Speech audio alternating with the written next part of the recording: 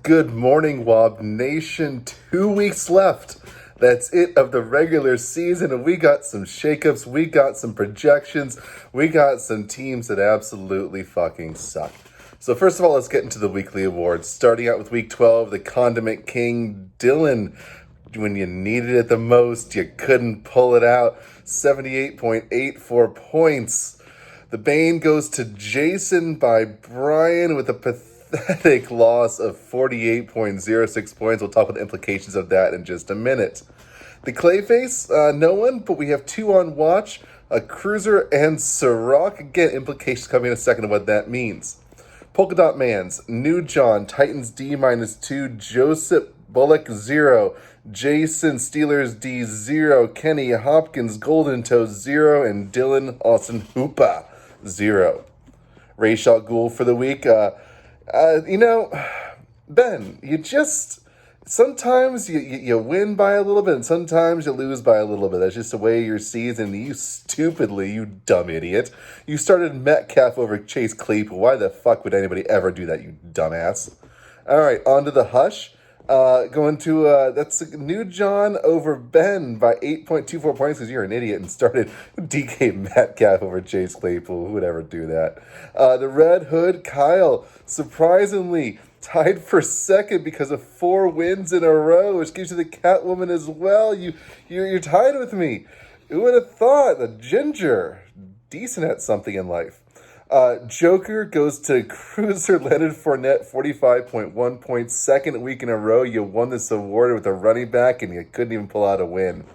And then finally, the Dark Knight for the second week this year. Brian, second time, 174.68 points. And that brings us to playoff implications. So let's start out. There's about 5 games each week over the next 2 weeks. Again, it all depends on what happens in week 13, what happens in week 14.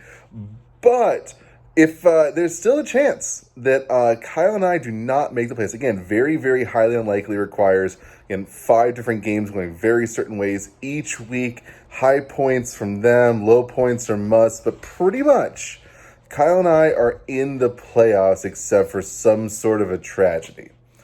Brian is locked up in the number 1 spot and a bye, so that's already done for him. He can just kind of relax for the next 2 weeks.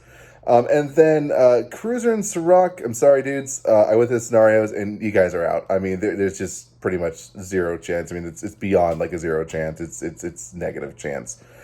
And that also means is that Jason is likely out too. However, there is a possibility of what could happen. So first of all, let's get to the projections.